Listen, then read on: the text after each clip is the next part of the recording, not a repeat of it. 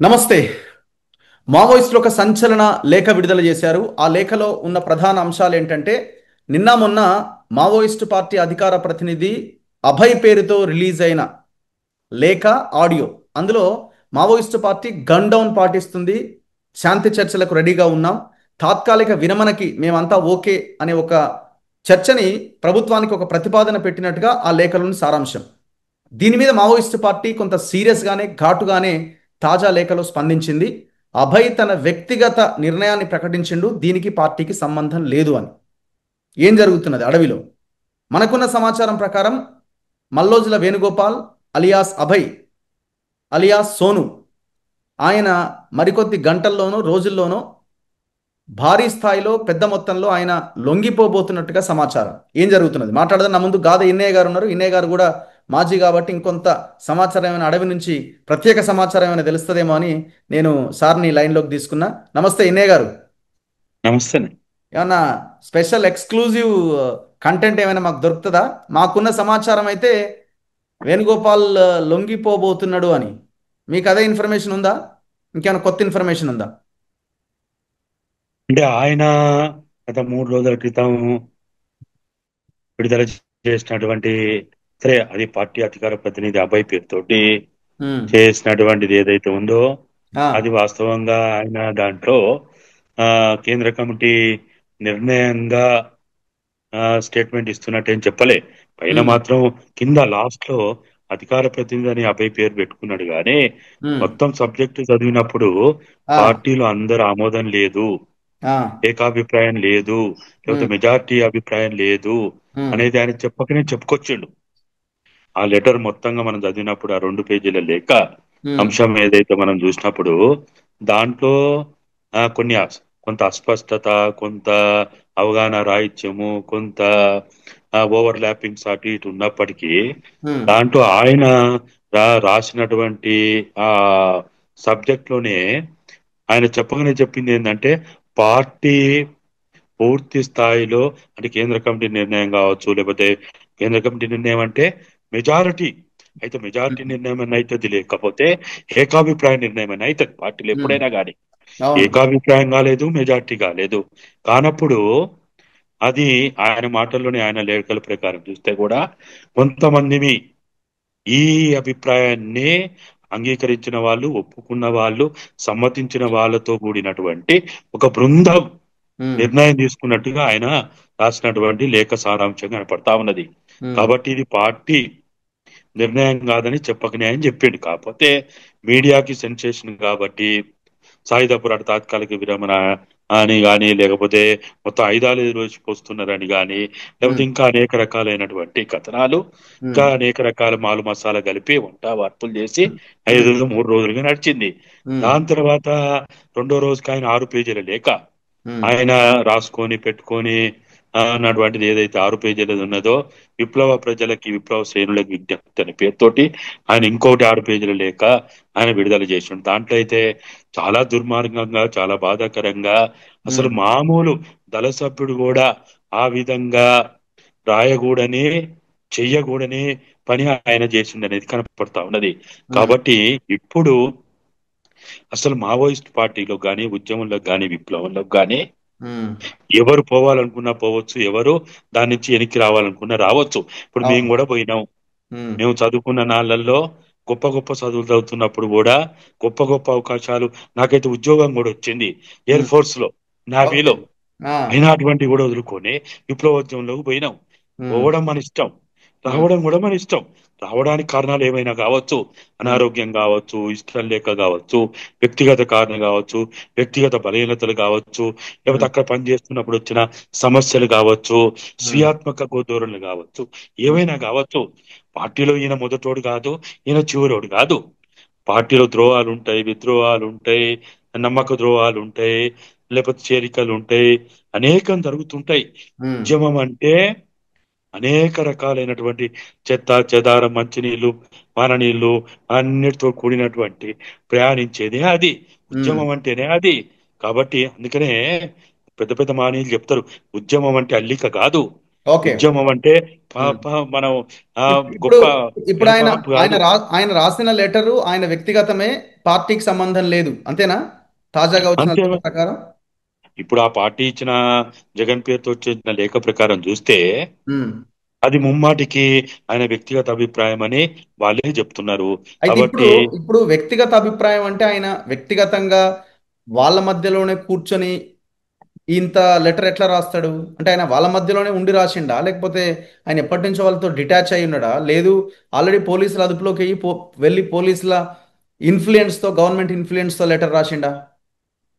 ఇప్పుడు వాళ్ళు చెప్పిన సమాచారం, మీడియా సమాచారం, తెలంగాణ స్టేట్ ఇంటెలిజెన్సీ సమాచారం ప్రకారం చూస్తే, ఇప్పుడు బయట వస్తున్నటువంటి అన్ని రకాల మీడియా సమాచారం వస్తే, ఎందుకంటే ఆయన ఆయన సహచరురాలు ఆ తార, ఆమె లొంగిపోయింది మహారాష్ట్ర సీఎం ఫడ్నవీస్ దగ్గర ఆయుధంతో, ఏకే ఉమ్. 47 తోటి లొంగిపోయింది. ఇంకా కొంతమంది సహచరులతోటి లొంగిపోయింది. సరే, ఆమె పోవడం ఆమె ఇష్టం, కానీ ఆయుధాలు పట్టుకొని పోతే ఎట్లా? అది నీ ఆస్తా, నా ఆస్తా? నా ఉమ్. కట్టుబట్టలే నా ఆస్తి. ఒక ఉమ్. రకంగా కట్టుబట్టలు కూడా కాదు, ఉమ్. కట్టుబట్టలు కూడా కాదు, అది ప్రజల సొమ్ము, ప్రజల ఆస్తి. అది మన ఆస్తి ఎట్లయితే? ఉమ్. మన తాత, మన తల్లిదండ్రులు, మన పూర్వీకులు సంపాదించిన ఆస్తి అయితే మన ఆస్తి అయితే అది. ఆయుధం గాని, కట్టుబట్టలు గాని, సకల దానికి సంబంధించిన ఏ వస్తువు కూడా మనది కాదు. అది ప్రజల ఆస్తి, అది పార్టీ ఆస్తి, ఉమ్. ఉద్యమకారుల ఆస్తి, అమరవీరుల ఆస్తి. కాబట్టి దాన్ని మనం ఎట్లా పడితే అట్లా ఉపయోగించడానికి వీల్లేదు. సరే, వచ్చింది అయిపోయింది. దాని తర్వాత మే నెలలో, ఉమ్. మే 21, బసవరాజు గారు సెక్రటరీ చనిపోక ముందు, మహారాష్ట్ర సీఎం ఫడ్నవీస్ గారు, మన మన పత్రికల్లో అందరు ఇప్పుడు అది పెద్ద వైరల్ అవుతా ఉన్నది, ఆ. ఆయన ఆ. ఒక స్టేట్మెంట్ ఇచ్చిండు. ఏది త్వరలో సోను సరెండర్ కాబోతున్నాడు ఉమ్. అని ఆయన ఇచ్చిండు. దాన్ని సోను అన్న, పార్టీ ఏం అభయ్ చేసిందో, అన్న, వేణుగోపాల్ ముగ్గురు ఒకటే? మూడు పేర్లు ఒకటే. ఒకటే అసలు ఒకటే. పేరు వేణుగోపాలు, ఆ. మల్లోజుల వేణుగోపాలు. ఉమ్. పార్టీలో పోయినప్పుడు సరే పేర్లు మారుతా ఉంటాయి. ఆయన తర్వాత ఆయన పెద్ద స్థాయికి పోయిన తర్వాత ఉమ్. సోను పేరుతోటే ఆయన కొనసాగుతా వస్తున్నాడు. ఓకే. పార్టీ అధికార ప్రతినిధి అయిన తర్వాత అభయ్ పేరుతోటి ఆయన ప్రకటనలు ఇవ్వడం అనేది జరుగుతూ వస్తున్నది. కాబట్టి ఓకే. మల్లోతుల వేణుగోపాల్ అన్నా, లేకపోతే సోను అన్నా, ఉమ్. అబ్బాయి అన్న, మూడు పేర్లు ఆయనకు సంబంధించినయే. అయితే ఆయన చాలా రోజులుగా పార్టీతోటి డిటాచ్ అయినాడు. సుమారు 6 మాసాల పైనుంచి ఆయన, అంటే ఆ పార్టీ జనరల్ సెక్రటరీ బసవరాజ్ చనిపోక ముందు నుంచే ఆ ఉమ్. ఇటువంటి ఇటువంటి బలహీనతలకు గురయ్యిండు, స్వీయాత్మక ధోరణులకు గురయ్యిండు, ఇటువంటి ఒక రకమైనటువంటి వ్యక్తిగత బలహీనకు గురయ్యిండు, ఉద్యమ పటిష్టకి ఆ, ఆయన దూరం అవుతా ఉన్నాడు అనేది మహారాష్ట్ర ఇప్పుడు మనకి తెలుస్తా ముఖ్యమంత్రి ఉన్నది. ఫడ్నవీస్ చేసిన స్టేట్మెంట్ కూడా అందులో భాగమేనా? అంతే ఉంటది. ఉమ్. అప్పుడు కూడా పార్టీ ఆయన మీద ఉన్న నమ్మకంతో, గౌరవంతో, ఆ రోజున్న పార్టీ జనరల్ సెక్రటరీ బసవరాజు గారు మా పార్టీ తరపున స్టేట్మెంట్ ఇచ్చిండు. మా ఉమ్. పార్టీ కేంద్ర కమిటీ పోలిట్ బ్యూరో సభ్యుడు సోను సరెండర్ కాడు అని కూడా ఆయన ఉమ్. మీద ఉన్న నమ్మకంతో, విశ్వాసంతో ఆయన స్టేట్మెంట్ ఇచ్చారు. మరి దాన్ని కూడా పరిగణలోకి తీసుకోకుండా ఇవాళ ఇటువంటి నీచమైన, నికృష్టమైన ఆ ఆ, ఈ ఇటువంటి దిగజారుడు మాటలు కానీ, ప్రకటనలు కానీ చేస్తే, ఇప్పుడు పార్టీలోంచి బయటకు వస్తా ఉంటే, ఇప్పుడు నిన్నగాక మొన్న ఉమ్. సుజాత, ఆయన సొంత అన్న ఉమ్. కిషన్జీ భార్య, ఆయన ఉమ్. సహచరురాలు, ఆమె బయటకు వచ్చింది. కల్పన సుజాత, ఉమ్. గద్వాల ప్రాంతానికి సంబంధించినటువంటి ఆ పట్టుల కల్పన రావచ్చు. చాలా మంది వస్తా ఉంటే కూడా డబ్బులు ఇచ్చి ఆ. డబ్బులు ఇచ్చి ఒక 6 నెలలకు, సంవత్సరానికి కావాల్సిన, బతకడానికి కావాల్సిన డబ్బులు ఇచ్చి పంపుతా ఉన్నారు. నువ్వు కూడా అటువంటి పని చాలా మందికి చేస్తావు.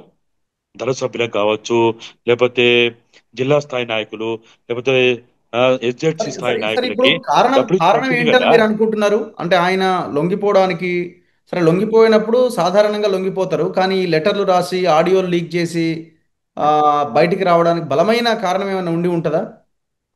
అంటే ఇప్పుడు ఆయన ఇప్పుడైతే ఆయన ఆషామాషిగా దళ సభ్యుడు ఇంకెవరో ఇంకెవరో కాదు కదా, పాలిట్ బ్యూరో మెంబరు, కేంద్ర కమిటీలో చాలా కీలకంగా పనిచేసిన టాప్ మోస్ట్ కమాండర్ అయిన, మరి అట్లాంటి ఆయన ఇది ఎందుకు చేసిండని?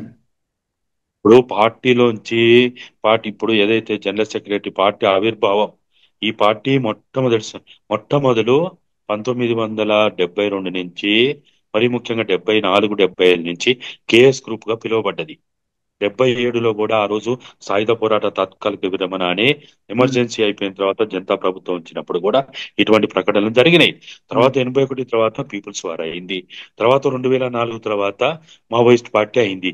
అప్పుడు ఆ పార్టీ రూపకర్త, సిద్ధాంతకర్త, ఆ పార్టీ వ్యవస్థాపకులైన కొండపల్లి సీతారామయ్య కూడా పార్టీ నుంచి బయటికి పోయింది. కానీ ఉమ్, ఎవ్వరు కూడా ఈయన ఉమ్. లెక్క ఇప్పటి లెక్క అదే అంటున్నా, పార్టీని రీజన్ ఏంటి అంటున్నా, కారణం, విచ్ఛిన్నం చేసే, బలమైన కారణం. పార్టీని బలహీనపరిచే, విచ్ఛిన్నం చేసే పద్ధతులు ఎవరు చేయలే. ఆ పార్టీలో ముఖ్య పాత్ర పోషించిన కొండపల్లి సీతారామయ్య కావచ్చు, సత్యమూర్తి గారు కావచ్చు, ఐటీ మాస్టర్ కావచ్చు, ఇంకా చాలా మంది కేంద్ర కమిటీ సభ్యులు కావచ్చు, రాష్ట్ర కమిటీ సభ్యులు కూడా బయటికి పోయిన వాళ్ళు, బయటకు వచ్చిన వాళ్ళు కూడా ఉన్నారు. డబ్బులతో బయటికి పోయిన వాళ్ళు ఉన్నారు, ఆయుధాలతో పోయిన వాళ్ళు ఉన్నారు. కానీ పార్టీని గందరగోళపరిచే పద్ధతిలో, పార్టీని బలహీనపరిచే పద్ధతిలో సుమారు ఆ 1969 నుంచి ఉమ్, 2025 వరకు, ఉమ్. ఇప్పటి వరకు సుమారు 25,000 మంది అమరత్వం యొక్క అమరుల త్యాగాలని కించపరిచే రీతిలో మాట్లాడిన వాళ్ళు, చేసిన వాళ్ళు ఎవ్వరూ లేరు. ఓకే. కాబట్టి ఇటువంటి పని ఎవ్వరు చేయడానికి, అమరుల త్యాగాలని మనం ఇలా రోడ్ల పాలు చేయడానికి, అమరుల త్యాగాలను తక్కువ చేసి మాట్లాడే అర్హత మనకి ఎవరికి లేదు. అదే ఎందుకు చేసిండు? మనము ఇప్పుడు అంత పెద్ద స్థాయిలో ఉన్న ఆ ఆ వ్యక్తి ఎందుకు ఇట్లాంటి దానికి చేసి ఈ పని చేసిండు? బలమైన కారణం ఏదైనా ఉండి ఉండి ఉంటది కదా అంటున్నా. ఇప్పుడు దీంట్లో, ఇప్పుడు జారుడు బండ కాడ కూర్చున్న తర్వాత ఉమ్, వాడు బలవంతుడా, రౌడీనా, గుండానా, పక్క పంచుటోడా, వాడు ఉమ్, 50 కిలోడా, 100 కిలోడా ఏముండదు. ఉమ్, జారుడు బండ కాడ కూర్చున్న తర్వాత జారుడే ఉంటది ఇక. ఉమ్, అంతేగాని నేను మధ్యలో ఆగుతా, నేను వీరుణ్ణి, శూరుణ్ణి, నాకు కరాటా వచ్చు, కుంఫీలు వచ్చు, అవ్వచ్చు ఇవ్వచ్చు అంటే జారుడు బండ కాడ కూర్చున్న తర్వాత ఇంకేముంటది ఆడ? ఇంకేముండదు. ఒక్కసారి ఒక్కసారి రాజ్యం చేతిలో పోయిన తర్వాత, ఉమ్, దోపిడీ వర్గాల చేతిలో పోయిన తర్వాత ఇంకేముంటది ఆడ? వాడు ఉమ్. ఆడిస్తే ఆడ. ఇప్పుడు మరి ఇప్పుడు ఆయన అడవిలోనే ఉన్నాడు కదా, మరి మావోయిస్టులు ఏమైనా పార్టీకి ద్రోహం చేసిండని ఆయన ఏమైనా ఇబ్బంది పెట్టే అవకాశాలు ఏమైనా ఉండొచ్చా? అట్లుంటదా? ఏ గంత మూర్ఖంగా, ఆ, అది ఒక ప్రజాస్వామ్యయుతమైన పార్టీ, ఆ, గట్ల రౌడీ లెక్క, గుండా లెక్క, వీడు ఇష్టం లేదన్నాడు, నన్ను తిట్టిండు, నన్ను ఉమ్, చంపిండు, వీడిని చంపుతాను, ఇట్లా చేయరు. అసలు ఉమ్, అటువంటి ఆలోచన, అటువంటి పద్ధతులు మావోయిస్ట్ పార్టీ చరిత్రలో ఎక్కడా ఉండవు. ఇప్పుడు ఉమ్, ఆయన ఇష్టం లేక బయటికి పోయే స్వేచ్ఛ ఆయనకు ఉంది. నువ్వు ఇష్టం లేక బయటికి పోయిన తర్వాత నువ్వు ఒక డాక్యుమెంట్ రాసుకో, 50 పేజీలు రాసుకో, 100 పేజీలు రాసుకో, 200 పేజీలు రాసుకో. నువ్వే మార్క్స్ గా, లెనిన్ గా, మావోగా, నువ్వే చారు మందగా, ఎవడొద్దంటాండు? ఉమ్, నువ్వే అంబేద్కర్ గా, ఉమ్, ఎవడొద్దంటాండు? జ్యోతిరావు పూలేగా, ఎవడొద్దంటాండు? ఎవడన్నా వద్దానా? నువ్వు ఏదన్నగా. కానీ సుమారు 25,000 మంది అమరుల త్యాగాల యొక్క, రక్త తర్పణ యొక్క, ఇవాళ నీ మాట విని, నీ పలుకు విని, నీ ఉమ్, ఆదేశాలను అనుసరించి కొన్ని వందల మంది అమరులైండు. ఏం సమాధానం చెప్తావు వేణుగోపాల్? ఏం సమాధానం చెప్తావు? ఆ బిడ్డలకి ఏం సమాధానం చెప్తావు? ఆ బిడ్డల భార్యలకి ఏం చెప్తావు? ఆ బిడ్డల తల్లిదండ్రులకి ఏం చెప్తావు? వాళ్ళ అక్క చెల్లెళ్ళకి ఏం చెప్తావు? ఉమ్, ఏం సమాధానం చెప్తావు? ఇవాళ తెలంగాణ ఉద్యమంలో నా మాట విని, నా పలుకులు విని, నా పుస్తకాలు చదివి తెలంగాణ ఉద్యమంలో అమరులైన వాళ్ళ ఇవాళ తలుచుకుంటూ కన్నీరు మున్నీరు అయితా ఉన్నా. ఇప్పటి పిచ్చోళ్ళలాగా గులాబీ చొక్కేసుకొని తిరుగుతున్నా. ఉమ్, ఇవాళ మనము ఒక్క ఒక్కరి త్యాగాన్ని కూడా తక్కువ చేయడానికి వీల్లేదు. చనిపోయిన వాళ్ళకంటే మనం ఎక్కువనా? ఉమ్. అమరుల కంటే మనం ఎక్కువనా? కాబట్టి అనన్య త్యాగాలు చేయడానికి మనం కారకులయ్యి, ఆ ఇవాళ మళ్ళా మనము ఇది ఇట్లయింది, అది అట్లయింది, ఇది తప్పు, అది తప్పు అయితే, తప్పులైతే ఇంటర్నల్ గా మాట్లాడుకో, చర్చించుకో. ఉమ్. నీకు అవకాశం లేదా? పార్టీలో 40 ఏళ్ళు పనిచేసినావు, ఆ స్థాయికి ఎదిగినావు, అంచెలంచెలుగా ఎదిగినావు. ఉమ్. కేంద్రీకృత ప్రజాస్వామ్యాన్ని నువ్వే, ఎన్ని వీడియోల్లో ఆయన మాట్లాడిన వీడియోలు, కొన్ని వందల వీడియోలు ఉన్నాయి. కేంద్రీకృత ప్రజాస్వామ్యం అంటే ఏంది, పార్టీ క్రమశిక్షణ అంటే ఏంది, పార్టీ యొక్క నిబద్ధత అంటే, ఓ ఎన్ని మాట్లాడిండో. కొన్ని వేల రాజకీయ పాఠశాలల్లో ఆయన ఉపన్యాసాలు ఇచ్చినావు కదా. ఎక్కడ పోయింది నీ జ్ఞానం? ఉమ్. ఎక్కడ పోయింది నీ విజ్ఞత? ఇవాళ మనం రాదలుచుకుంటే, నేను వచ్చి నా భార్య పిల్లలతోటి, నా అంటే కుటుంబ ఇది సభ్యులతోటి, నేను అనుకోవడం మావోయిస్ట్ పార్టీ చరిత్రలో ఇది ఒక ఫస్ట్ టైం జరిగిన సంఘటన అయి ఉండొచ్చేమో. అట్లా కాదు, అట్లా కాదు. ఇంతకుముందు అట్లేం కాదు, జరిగింది అంటే ఈ తప్పది. స్థాయిలో ఉన్న లీడర్ ఈ 1900 రకంగా.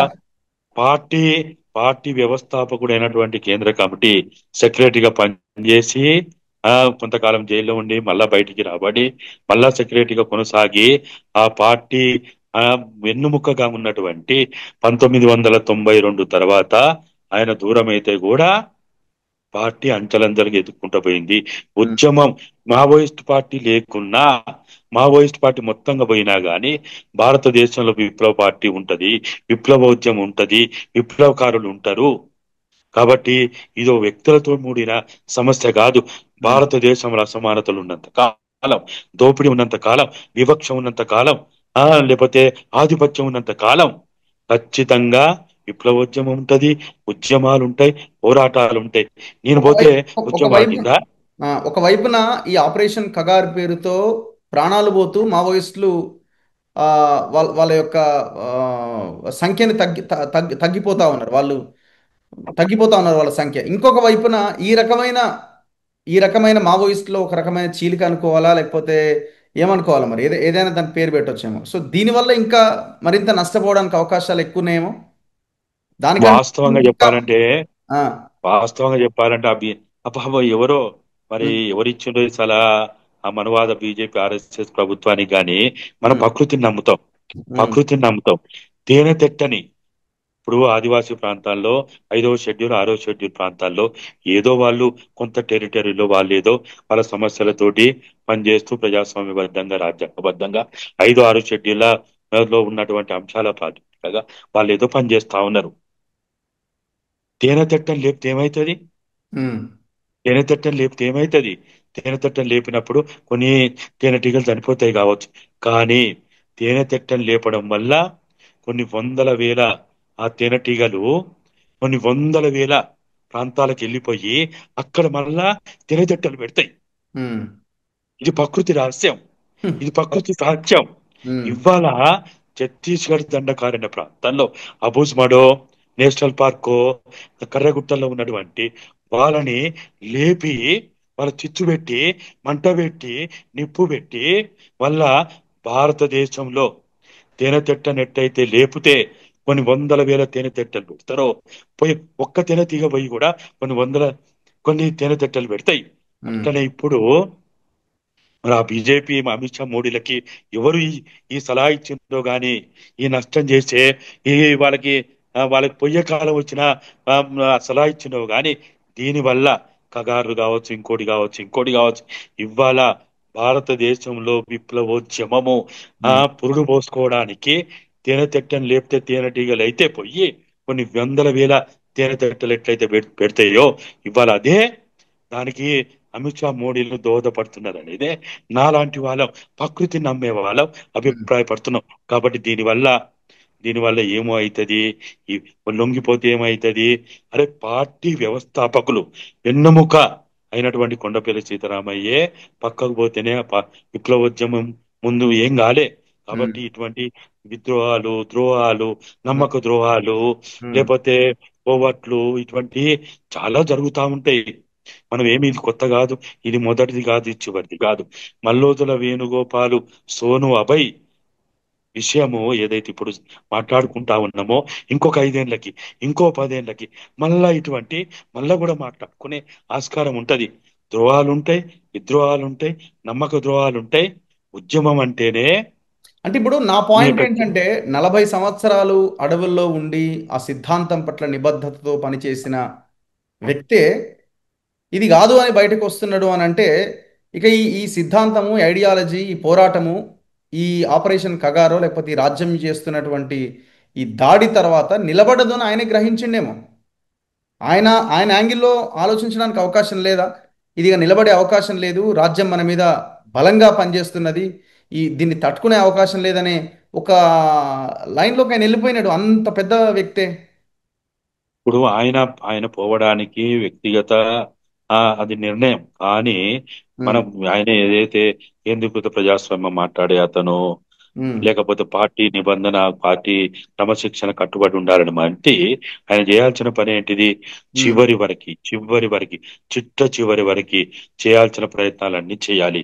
మరి ఉమ్, ఇప్పుడు అట్లా చేసినట్టుగా ఆయన కూడా ఆ, మన ఆయన రాసిన లేఖల్లో పడతలేదు, ఇప్పుడు వీళ్ళు రాసిన లేఖల్లో కూడా పడతలేదు. ఉమ్, ఎప్పుడైనా ఎవరమైనా గాని, ఇప్పుడు నువ్వు రాదలుచుకున్నావు, నువ్వు కామ్గా బయటికి రా. కామ్గా బయటకు వచ్చి నీ ఉమ్, ఆలోచన ధోరణి, నీ నీ నీ నీ బుర్రలో దక్కినటువంటి ఉమ్. ఆలోచనని ఆచరణలో పెట్టు. ఓకే. అవును. ఎవడన్నా కొడతాడా? ఎవడన్నా ఉమ్, వద్దంటాడా? అవును. ఇప్పుడు చాలా మంది, ఇప్పుడు 69 తర్వాత ఎంఎల్ పార్టీలు ఓ 30 40, అసలు కొన్ని పేర్లే నాకే కొన్ని పేరు తెలియదు. ఉమ్, అన్ని ఎంఎల్ పార్టీలు ఉన్నాయి. ఉమ్, కుల సంఘాలు ఎట్లనైతే ఉంటాయో, అట్లనే ఎంఎల్ పార్టీలు కూడా ఓ 20 ఉన్నాయో, 30 40 ఉన్నాయి. అట్లే నువ్వు ఓడి పెట్టుకొని ఉమ్. నీ ఆలోచన, నీ సిద్ధాంతం, నీ ఆచరణ, నీ ముందు చూపు అదే కరెక్ట్ నిరూపించు. ఒక గీత ఉన్నది, దాని పక్కన పెద్ద గీత గీచి ఆ నువ్వు దాన్ని నిరూపించు. ఓకే. అంతేగాని మేము చెప్పేది ఒక్కటే, మేము వేడుకునేది ఒక్కటే. 69 నుంచి ఇప్పటి వరకు సుమారు 25,000 మంది అమరుల త్యాగాలని మనం ఉమ్, తక్కువ చేయొద్దు, మనం కించపరచొద్దు. ఆ హక్కు మనకి లేదు అనేదే మా భావన.